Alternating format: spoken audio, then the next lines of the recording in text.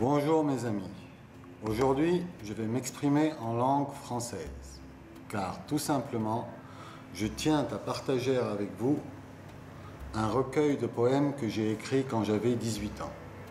Aujourd'hui j'en ai 36. Ce recueil s'intitule « Vertige des temps ». Je commence donc par l'introduction. Chaque homme possède son histoire et la vit selon ses propres regrets.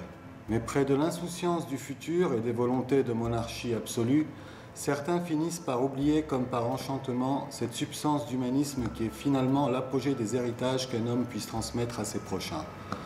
Car de toutes les histoires vécues, aucune n'eut à nous modeler. Pourtant, de tous les hommes, chaque histoire fut jalousement protégée. Et que l'on veuille ou non, l'homme a une fin. L'histoire, quant à elle, se répète. Comme la rosée des temps sacrés, se posant avec saveur sur toutes ces roses pleines d'odeur, tu as si bien su, papa, représenter l'honneur. Nous sommes tes pétales nourris de ta sève, car tu as toujours bien su, papa, réaliser nos rêves. Le temps, c'est vrai, il t'a traversé, mais tu as toujours su, papa, nous le faire apprécier. Papa, tu es là pour aimer, tes pétales sont faites pour t'aimer, mais la rose que tu es ne pourra jamais faner, car tu es sacré. Sache que même la rose a besoin de faner, que le temps a pour valeur de passer et que nous avons pour honneur de t'aimer. Les sciences de l'univers, les cœurs de nos mères, le défoulement de nos pensées, tant de goûts amers et de révoltes précaires. Je suis le fou du roi qui rendit fou le roi. Je suis le fou de toi qui te rendit folle de moi. L'ombre de l'étoile est perdue dans l'univers comme un diable jovial séduit par tes yeux verts. Elle me suit, cette ombre invisible que je vois dans ma solitude, que j'écris comme une Bible et que je raconte comme d'habitude. De ta peau brûlante d'amour, je brûle mes mains pour te toucher, car de ton brûlant amour, mes mains se brûlent par volonté. De ces brûlures pleines d'affection, j'allume le feu de nos cœurs, et de ta peau d'amour, je passe mes jours seul et je pleure. Car de mes pleurs incontrôlés, involontairement je passe mes journées à atténuer mes brûlures qui, brûlantes d'inquiétude, se sont peu à peu cicatrisées. Sous les bombes tombantes en rafale, c'est dans ton cœur que je prie refuge. Quand tu m'as ouvert ton cœur en pétales, c'est une rose rouge que nous prîmes pour juge. Aujourd'hui, la dispute nous a séparés. Demain, c'est la solitude qui nous ralliera. Toi, tu seras déjà marié et moi peut-être papa. Ça sera dans un prochain millénaire. Ce sera en hiver où les cœurs auront pour mère la douceur aveugle d'un amour solitaire. Réveille-toi, fille du monde, regarde autour de toi. Arrête d'être immonde et joins-toi à moi. Nous irons sur la mer pêcher des cœurs d'argent. Notre bateau sera de pierre et notre amour en feu ardent. Au fond d'un bois en verre se promenait une sirène d'océan qui de sa queue de pierre fracassait le parterre. Elle cherchait aveuglément, tel un infirme volant, un brin de sentiment, l'amour d'un instant. Sur ton visage innocent, j'entends le silence et j'observe ta patience. Sur ton regard si violent, je vends mes sentiments pour acheter ton innocence. Et de ton calme et ton silence, je remplis ma conscience de symphonies insolentes, car de toutes tes nuances, sans compter ta prudence, tu inspires ma confiance. J'inventerai des mots sucrés pour te dire je t'aime. J'accuserai la vérité devant tous mes blasphèmes. J'offenserai les saintetés pour t'expliquer mes poèmes. Et j'achèterai avec vanité toute cette terre sans problème. Je me vendrai à moi-même, si bien sûr j'en vaux la peine. Mais en échange de tout cela, dis-moi, je t'aime. J'ai assoiffé les déserts de mes rêves inexaucés. J'ai trouvé une fin à l'univers en le remplissant de regrets. J'ai créé le mot sincère en tuant la naïveté et j'ai goûté aux pensées amères sans me révolter. Pour ce, je ne voudrais jamais rien faire si ce n'est que t'aimer et surtout si bien me taire quand on est séparés. Car de mes déserts à l'univers, tout en étant sincère et amer, je suis si bien faire taire la terre entière en créant de mes vers une magie illuminée qui n'était que destinée. Je t'aurais privé des cimes de mon amour infime, je t'aurais coupé le souffle de mes soirées bizarres, je t'avais promis le gouffre de mes yeux de hasard. T'aurais-je si bien fait boire de cet élixir empoisonné que je ne propose qu'à mes éternels bien-aimés. Car ma belle, te toucher est un bonheur, mais te quitter est le pire des malheurs. C'est en toi que je me réveille, dans ton cœur profond que je veille. De tes yeux palpitants, tu maîtrises tel un dieu mes méprises et mes aveux. Tu peux décrire en moi ce que j'attends de toi. Et sur le sommet de ta bonté, tu allonges mes journées pour que je puisse te regarder. Ainsi je ne dors jamais, car ton regard me procure plus de sérénité que n'importe quelle nuit passée à me lamenter.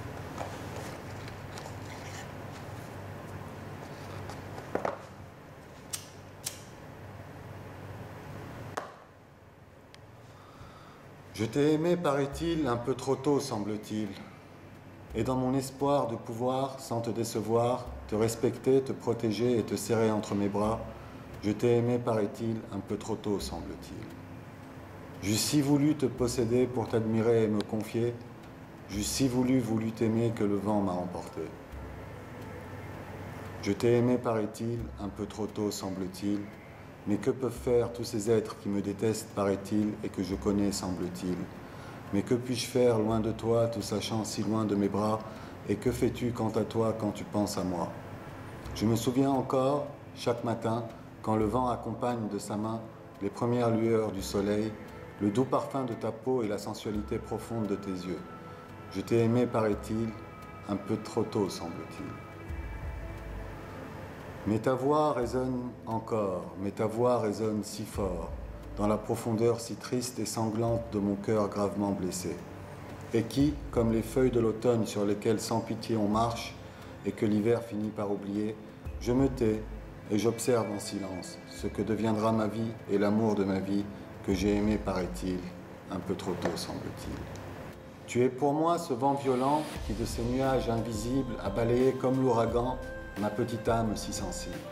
Tu es pour moi cet arc-en-ciel qui, sans couleur et sans lumière, a si bien su, avec douceur, rééclairer de sa lueur l'obscurité de mon petit cœur. Tu es pour moi cet infini qui, sans début et sans ami, a cru en moi, m'a voulu et m'a choisi. Tu es pour moi, tu resteras, ce grand désert, ce Sahara, que pas à pas et mois par mois, je traverserai, arroserai et ramènerai toujours chez moi. Petite reine des lumières, proie de toutes les sorcières, tu as remplacé ta mère en comblant ce vide amer et en comprenant ton père, même quand il est sévère. Petite reine des lumières, ton trône d'un émeraude vert et ta couronne faite de verre ont négligé le fer. Petite reine des lumières, comme toutes ces vagues sur la mer, comme tous ces gens sur terre, tu cherches à éviter l'enfer. Petite reine des lumières, tu as jeté tout ce qu'on t'a offert, même cette robe d'avant-garde-mère qui a tellement souffert. Petite reine des lumières, ton cœur n'est pas de pierre, car de toutes tes prières, tu bénis l'univers, tout en étant sincère. Ce poème a un titre, ce qui est rare dans les poèmes, de l'époque, du moins. La fille aux ailes brûlées. Tendre poison des temps anciens, tu m'as laissé tomber, tu m'as laissé mourir, tu m'as laissé ne plus jamais me réveiller. Oh, brûlée, la fille aux ailes brûlées, que t'ai-je fait pour tant me détester? Tendre poison des temps nouveaux, tu m'as dit en quelques mots que c'est fini et que c'est beau. Oh, brûlée, la fille aux ailes brûlées, que fais-tu en me laissant tomber? Tendre poison des temps morts, car je le suis de cœurs et de corps, tu m'as détruit sans un remords.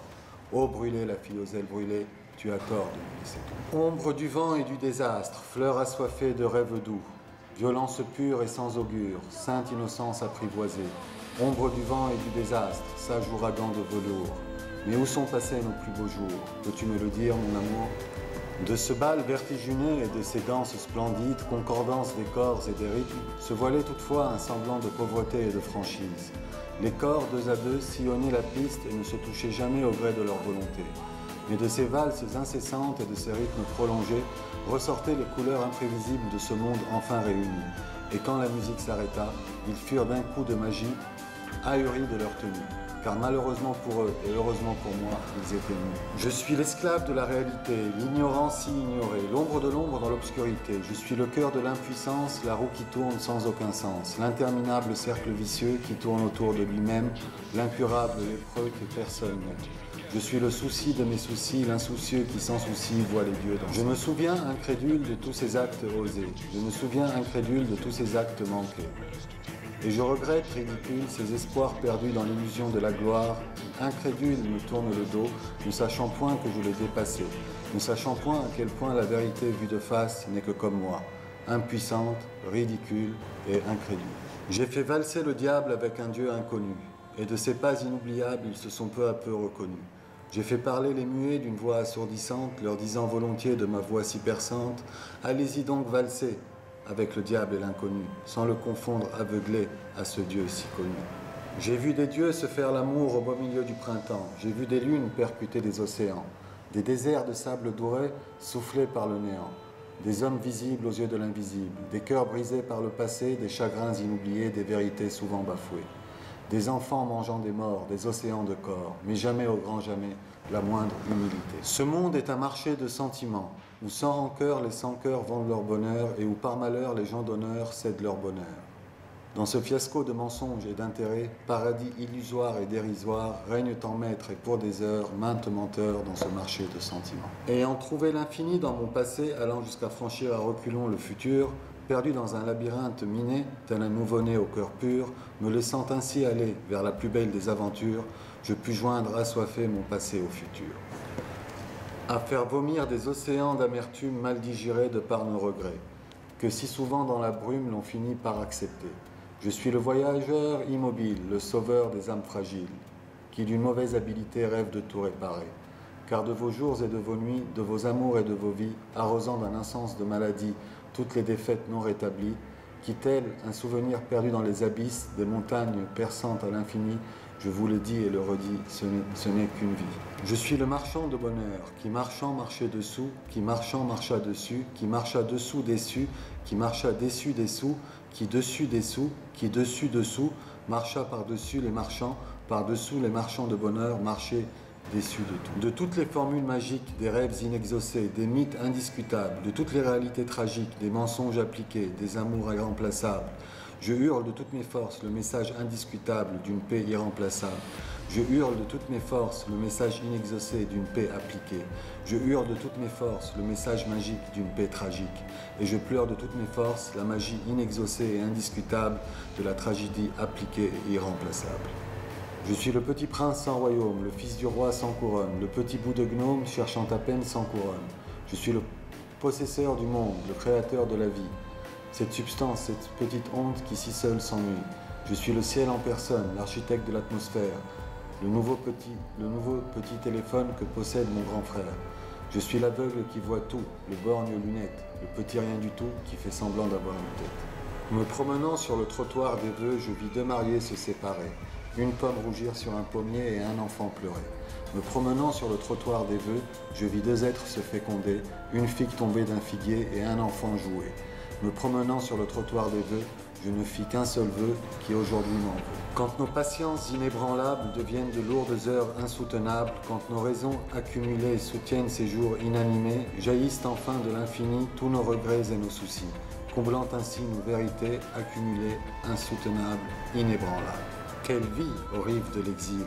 Je suis un pasteur de l'horreur, un pirate incorrigible, une rose pleine d'odeurs, de pétales irrésistibles, qui cherche un asile pour ses pires ennemis. Sur le sommet des sommets, quand on contemple l'infini, on ne réalise jamais que tout est si proche et si loin à la fois. Quand on regarde en bas, on se prend pour un dieu. Mais quand on lève la tête, on se pose des questions sur notre supériorité. Et si par malheur on regarde derrière, on perd l'équilibre et on tombe. Et si par chance on avance, on n'a rien à perdre, sauf sa propre vision qui apparemment est fausse. Telle une rose assoiffée d'amour aux racines meurtries d'attente, valsant avec regret de ses pétales de velours au rythme de ses brises insolentes, poussant l'attente au désespoir et seule face à la réalité, finit par obtenir la grâce du ciel, lui accordant une goutte sur son sol aride. La souffrante donnera ainsi la moitié à ses racines meurtries, et de son amour inviolable, elle leur accordera le reste pour atténuer leur soif. Tous les soirs, chez les aveugles, vient une lumière obscure, une lumière qui aveugle, mais une lumière qui rassure. Elle éclaire tous les murs, sauf le portrait des aveugles, cette lumière qui rassure, cette lumière qui aveugle. Les étoiles ce soir ont déchiré le ciel. De leurs cornes aiguisées, elles souffraient quant à elles du mal dont on est. Et de ses cris sempiternels, le miracle on le sentait, car de ses yeux coulaient des larmes sensuelles dont elle seule gardait le secret.